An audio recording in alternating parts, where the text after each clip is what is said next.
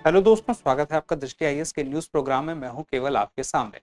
पिछले कुछ वर्षों में जो प्रवर्तन निदेशालय है यानी कि ईडी है, उसके जो प्रमुख हैं, उनके कार्यकाल को लेकर के एक मामला सुप्रीम कोर्ट में चल रहा था, जिसका फैसला अभी 11 जुलाई 2023 को आ चुका है।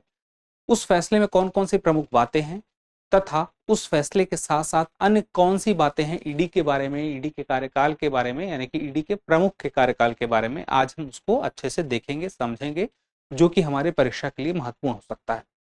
तो सबसे पहले हम देखते हैं कि आखिर वो हमारे चर्चा के बिंदु क्या है।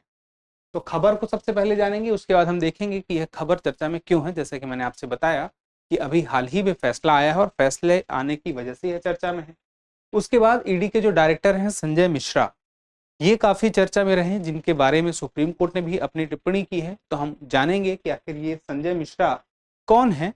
उसके बाद हम देखेंगे कि ईडी डायरेक्टर का जो कार्यकाल है, जिस पर फैसला आया है, तो यह पूरा का पूरा विवाद कहाँ से शुरू होता है, इसका पूरा इतिहास समझेंगे। और उसके बाद हम देखेंगे कुछ लोगों ने याचिकाएं लगाई थी, इसी वजह से कुछ विवाद बना, कुछ दिखा, तो उस पर जो आरोप लगाए गए वह क्या क्या थे कार्यकाल को बढ़ाने को लेकर के। फिर हम देखेंगे सुप्रीम कोर्ट ने अपना हालिया फैसला क्या दिया है, क्या क्या प्रमुख बातें उन्होंने स्पष्ट कर दी हैं। उसके बाद हम देखेंगे ईडी डायरेक्टर के लिए गठित होने वाली कमेटी के बारे में। एक कमेटी होती है जिसके माध्यम से ईडी डायरेक्टर तय किया जाता है, भारत सरकार तय करती है कौन होगा ईडी का डायरेक्टर। उसके बाद हम देखेंगे ईडी आखिर दरअसल है क्या, हमें यह जानना जरूरी हो जाता है। तो खबर क्या है, जो ईडी के चीफ हैं एसके मिश्रा, उनका जो कार्यकाल था उसके बारे में सरकार ने साफ साफ कह दिया है कि वह अवैध है। जो बढ़ाया गया कार्यकाल है वह सीधे सीधे अवैध है, यानी कि उन्हें अपने पद पर नहीं रहना चाहिए। लेकिन चूंकि कुछ विशेष कारण हैं जिसकी वजह से सुप्रीम कोर्ट ने यह भी कह दिया कि 31 जुलाई तक वे अपने पद पर बने रह सकते हैं। तो आखिर वो विशेष कारण कौन है यह भी हम समझेंगे, और सुप्रीम कोर्ट ने क्या क्या प्रमुख बातें कही हैं वो भी देखेंगे। सबसे पहले हम वही जानते हैं कि चर्चा में क्यों है। जैसा मैंने आपसे बताया, सुप्रीम कोर्ट का फैसला आया, जस्टिस BR गवई, विक्रमनाथ, संजय करोल वगैरह जिनके द्वारा फैसला दिया गया, जिसमें प्रमुख बात यही कहेगी जो प्रवर्तन निदेशालय है, ईडी है, इन्फोर्समेंट डायरेक्टरेट, ईडी के वर्तमान प्रमुख के कार्यकाल का विस्तार उन्होंने सीधे सीधे अवैध बताया है। अब उसके लिए अवैध बताने के लिए आखिर रीजन क्या था। दरअसल सरकार ने कुछ संशोधन किए थे कुछ कानूनों में, और वो संशोधन कहाँ किए थे, केंद्रीय सतर्कता आयोग अधिनियम 2003 में, दिल्ली विशेष पुलिस स्थापना अधिनियम 1946 और 2021 में मौलिक नियमों में किए गए संशोधन थे। अब ये जो संशोधन थे इसे ही अवैध एक तरह से कह दिया गया सुप्रीम कोर्ट के द्वारा कि उसकी जरूरत नहीं है, यह अवैध है। अब आगे की बात आती है यहाँ पे कि कौन है ईडी के डायरेक्टर संजय मिश्रा, जिनके कार्यकाल को बढ़ाने के बाद ही सारा विवाद दिखाई देता है। संजय कुमार मिश्रा 1984 बैच के IRS अधिकारी हैं। इनकम टैक्स विभाग में चीफ कमिश्नर रह चुके हैं, दिल्ली में रह चुके हैं काफी पहले। उसके बाद 19 नवंबर 2018 को ईडी के निदेशक बनते हैं। इनके ईडी के निदेशक बनने तक कोई विवाद नहीं हुआ। उसके बाद होता यह है कि इनका कार्यकाल 2 वर्ष का था और 2 वर्ष के बाद फिर से कार्यकाल बढ़ाया जाता है। कार्यकाल तय था कि 2 वर्ष ही रहेगा, लेकिन उसके बाद होता यह है कि नियम में परिवर्तन किया जाता है, उसके बाद 1 साल बढ़ाया जाता है, फिर अध्यादेश लाके 2 साल और बढ़ाया जाता है। तो अपने आप में विवाद यह होता है कि 2 साल से 5 साल तक कार्यकाल पहुंचता हुआ दिखाई देता है। तो इसी पर फिर याचिकाएं जाती हैं। फिलहाल की ये जानना जरूरी है कि यह संजय मिश्रा इतने चर्चा में क्यों हैं। दरअसल इनके सामने बड़े बड़े केस हैं।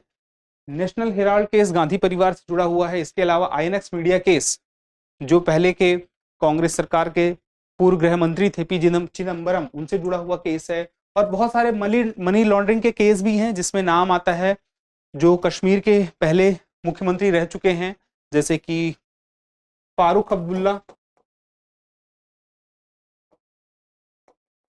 शेख हसीना। दिल्ली के एक मंत्री थे सत्येंद्र जैन, उनके ऊपर भी केस चला, उनका मामला भी इन्हीं के पास है। उसके अलावा साउथ इंडिया में एक प्रदेश में कांग्रेस की सरकार के प्रदेश अध्यक्ष थे, उनके मामले में भी यहीं पर देखने को मिलता है। मनी लॉन्ड्रिंग का जो केस था इन्हीं के सामने आया था। इस वजह से बड़े बड़े मामले इनके सामने हैं। इसी वजह से सरकार के द्वारा यह भी कहा जाता है कि यह जो विपक्ष इतनी याचिकाएं लेकर आ रहा है, इन्हीं मामलों की वजह से लेके आ रहा है, क्योंकि बड़े बड़े मामले इनके सामने हैं, ईडी के पास है। अब देखते हैं हम ईडी डायरेक्टर के कार्यकाल के वादों का पूरा इतिहास क्या है। दरअसल जब 2018 में ईडी का डायरेक्टर बनाया गया संजय मिश्रा को, तब तक कोई दिक्कत नहीं थी, लेकिन उसके बाद 13 नवंबर 2020 को केंद्र सरकार ने नियुक्ति पत्र में संशोधन किया और 2 साल की जगह 3 साल कर दिया कि 3 साल का कार्यकाल होगा। ठीक है, वहां तक भी दिक्कत अभी तक नहीं हुई थी, लेकिन 8 सितंबर 2021 को न्यायालय ने एक निर्देश दिया। कुछ याचिकाओं के बाद निर्देश आया कि संजय मिश्रा को और कोई विस्तार नहीं दिया जाएगा। मतलब कि अब 3 साल का कार्यकाल जैसे ही इनका पूरा होगा तो उसके बाद इनको विस्तार नहीं मिलेगा। दरअसल इनके मामले में यह भी था कि जो संजय मिश्रा थे, इनका जो रिटायरमेंट की उम्र थी वह कार्यकाल पूरा होने के पहले ही आ चुकी थी, लेकिन उसके बावजूद 2 वर्ष का चूंकि न्यूनतम कार्यकाल होता है तो वो तो उन्हें करना ही था। अध्यादेश आता है ईडी और सीबीआई डायरेक्टर का कार्यकाल 2 साल के लिए अनिवार्य कार्यकाल के बाद 3 साल तक बढ़ाया जाएगा। उसके जस्ट अगले साल अध्यादेश आ जाता है। अब देखिए, एक तो ये ठीक था कि 2018 से 20 तक वे थे, फिर 20 में क्या हुआ, 1 साल बढ़ा के 2021 तक कर दिया और 2021 में ही सरकार को न्यायालय ने कह दिया, निर्देश दिया सितंबर में कि अब जो है इनका कार्यकाल नहीं बढ़ाया जाएगा। लेकिन इसी सितंबर के 1-2 महीने बाद ही क्या होता है, अध्यादेश सरकार लाती है और कहती है कि हम संशोधन कर देंगे और उसके बाद तय करेंगे कि इतना इतना होगा, 3 साल और बढ़ जाएगा, यानी कि 2 साल का कार्यकाल फिर +1 +1 +1 1-1 साल का कार्यकाल करके ऐसा बढ़ाया जा सकता है, ऐसा कहा गया। अब इसके साथ ही होता यह है कि संजय मिश्रा का कार्यकाल फिर बढ़ जाता है, तो जो निर्देश दिया गया था वह माना नहीं गया एक तरह से। फिर याचिकाएं इसी वजह से लगाई गई। सरकार ने अपना पक्ष रखा, जो मैंने आपसे बताया कि सरकार का कहना यही था कि जो बड़े बड़े मामले हैं वो ऐसे राजनीतिक प्रेरित लगते हैं, जिस वजह से याचिकाएं लगाई जा रही हैं। उसके बाद आप देखें, आरोप में एक प्रमुख बात कही गई। क्या बात कही गई? 1997 विनीत नारायण और अन्य बनाम भारत संघ और अन्य मामले में निश्चित कार्यकाल का एक जिक्र आया है, जिसमें कहा गया है जो ईडी का प्रमुख है उसका कार्यकाल निश्चित होगा। अब निश्चित कार्यकाल होगा, यहां पर यह तो नहीं कहा गया कि कितना होगा, 2, 3, 4, निश्चित की बात आ रही है और न्यूनतम 2 की बात कही गई है। तो इसी पर सुप्रीम कोर्ट ने इस पर भी अपनी टिप्पणी की और बाकी पूरे मामले पर भी अपनी बात रखी, जिसमें से कहा कि न्यायालय ने साफ साफ कह दिया कि उसने जो निर्देश दिया था 2021 में, आगे अब संजय मिश्रा का कार्यकाल नहीं बढ़ाया जाएगा, वो बढ़ाया गया तो अपने आप में उल्लंघन है। और 2 बार जो कार्यकाल का विस्तार किया गया कि अभी उनका नवंबर 2023 तक अभी कार्यकाल फिर बढ़ता, मतलब बढ़ रहा था, पिछले साल बढ़ाया गया था दोबारा से, 3 बार एक तरह से हो गया था। तो यह जो नवंबर 2022 में बढ़ाया गया था वो 2023 तक चलता, लेकिन 2023 नवंबर के आने के पहले ही 31 जुलाई तक इन्हें अपने पद को छोड़ देना होगा। तो सरकार ने को साफ साफ कह दिया कोर्ट ने कि कानूनी रूप से अब वैध नहीं है। हालांकि कुछ कारण हैं। कारण क्या है? दरअसल FATF financial action task force, इस संगठन के द्वारा कुछ अध्ययन किए जाएंगे भारत में। उसके लिए जरूरी है कि इस पद पर जो प्रमुख है वो इस दौरान बने रहे। FATF है क्या, थोड़ा सा इसको समझ लीजिए फिर आगे बढ़ते हैं। वैश्विक मनी लॉन्ड्रिंग और आतंकवादी वित्त पोषण निगरानी करता है, जिसकी स्थापना 1989 में हुई थी और G7 देशों के द्वारा की गई थी। सदस्यों की संख्या भी 39 के आसपास है। रशिया को बीच में सदस्यता से हटा दिया गया था अभी हाल ही में। अब बात यही आती है कि इसका कारण क्या है, वही मनी लॉन्ड्रिंग वाले मामले में देखना कि कौन सा देश कितना लिप्त है, आतंकवादी वित्त पोषण कौन से देश के द्वारा किया जा रहा है। आपने सुना होगा ब्लैक लिस्ट और ग्रे लिस्ट के बारे में। पाकिस्तान भी इस लिस्ट में आ चुका है कि मतलब कोई ऐसा देश जो आतंकवाद को समर्थन देने के लिए अप्रत्यक्ष रूप से कहीं ना कहीं वहां पे मनी लॉन्ड्रिंग हो रही है या फंडिंग हो रही है। तो पहले तो ग्रे लिस्ट में कोई आता है जिस पर शंका होती है, जिस पर नजर रखी जाती है, फिर उसके बाद जब तय हो जाता है कि सच में वह सीधे सीधे समर्थन कर रहा तो ब्लैक लिस्ट में भी आते हैं। तो ये ग्रे लिस्ट ब्लैक लिस्ट तैयार करने से एक दबाव भी बनता है बहुत सारा उन देशों पर।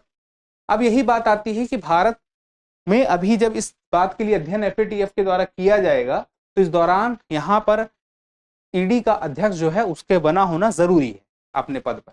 इसी वजह से 31 जुलाई तक का समय निर्धारित किया गया है। अब बात आती है कि जो यह ईडी का अध्यक्ष है इसकी नियुक्ति किस प्रकार से होती है, तो एक कमेटी के माध्यम से होती है, समिति के माध्यम से। अब उस समिति के माध्यम से जिसके द्वारा यह उसकी नियुक्ति की गई थी, उसी समिति के द्वारा यह तय किया जाएगा कि उसका कार्यकाल बढ़ाना है कि नहीं बढ़ाना, क्योंकि साफ साफ सुप्रीम कोर्ट ने ये तो कहा कि संजय मिश्रा का जो कार्यकाल बढ़ाया गया वह अवैध है, लेकिन साथ साथ यह भी कहा कि जो कार्यकाल बढ़ाने के लिए कानून बनाया गया है, जो संशोधन किया गया है कानून में, वह अवैध नहीं है, उसे उन्होंने ठीक माना है। इसका मतलब जो 2+1+1+1 की बात है, यानी टोटल अधिकतम 5 साल तक कार्यकाल बनता है, वह बन सकता है, लेकिन तब बनेगा जो समिति है, जो नियुक्ति करने वाली समिति है, उसी समिति के द्वारा यह तय किया जाए कि कार्यकाल बढ़ाया जा सकता है, लेकिन वह भी 1-1 साल के लिए ही बढ़ाया जाएगा। और उसमें भी यह बात तय करना होगा, कुछ आधार लिखने होंगे, बताना होगा कि आखिर किस कारण से, कोई बहुत बड़ा कारण हो कि बहुत सार्वजनिक हित की बात हो रही हो, या तो इसके अलावा यह हो कि ऐसा कारण हो जिसे हम लिख कर बता सकें कि यह कारण है और यह बहुत जरूरी है, जैसे तब ऐसी स्थिति में ऐसा हो सकता है। उसके अलावा सुप्रीम कोर्ट ने साफ साफ यह भी कहा कि हम कोई कानून तभी तो हम रद्द करेंगे जब हम यह देखेंगे विधायिका के पास उस कानून को बनाने की क्षमता नहीं थी, या तो हम यह देखें कि यह संविधान के भाग 3 या किसी अन्य संवैधानिक प्रावधानों में उल्लिखित किसी भी मौलिक अधिकार को छीन लेता है। यानी कि मौलिक अधिकार को अगर नहीं छीन रहा है, साथ में अगर विधायिका के पास शक्ति है, वह चाहे तो बना सकता है इस शक्ति के माध्यम से, वह फिर ऐसी स्थिति में सुप्रीम कोर्ट उस पर कुछ नहीं कहेगा। इसी वजह से उसने इस कानून के बारे में कुछ नहीं कहा है जो 2 साल से 5 साल तक कार्यकाल को बढ़ाने की बात कही गई है, 2+1+1 इस तरह से +1। ठीक है, अब देखिए ईडी डायरेक्टर के लिए गठित होने वाली कमेटी के बारे में जान लीजिए। सबसे पहले किस माध्यम से होता है नियुक्ति, तो नियुक्ति होती है केंद्रीय सतर्कता आयोग अधिनियम 2003 के प्रावधान के अनुसार। उसके बाद देखिए कमेटी की सिफारिश पर केंद्र सरकार करती है नियुक्ति। अब कमेटी में होता कौन है अध्यक्ष, केंद्रीय सतर्कता आयुक्त होता है जो कि अध्यक्ष पद पर होता है। कुछ और लोग होते हैं सतर्कता आयुक्त के अलावा केंद्र सरकार के कार्मिक एवं प्रशिक्षण मंत्रालय, उसके अलावा वित्त मंत्रालय, गृह मंत्रालय के प्रभारी सचिव और सचिवों वाली समिति होती है।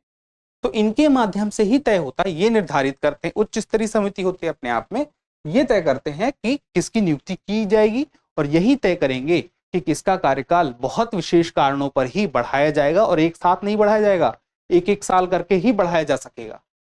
अब थोड़ी सी जान लेते हैं प्रवर्तन निदेशालय को।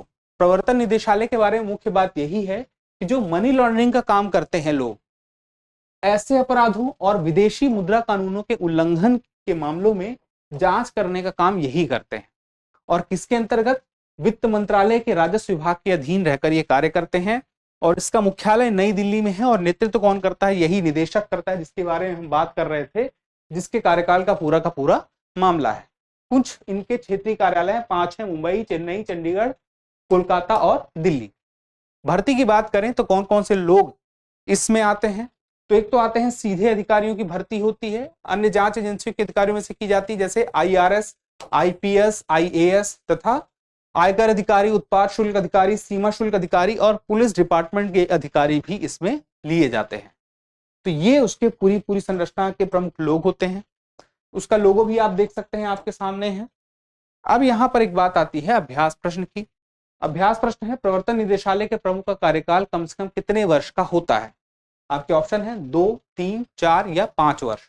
आप अपना उत्तर कमेंट बॉक्स में देना ना भूलिएगा। आप कमेंट करते हैं तो हमें और बेहतर करने की प्रेरणा मिलती है। जल्दी मिलते हैं अगले एपिसोड में, तब तक के लिए स्वस्थ रहें, मस्त रहें और पढ़ते रहें। धन्यवाद।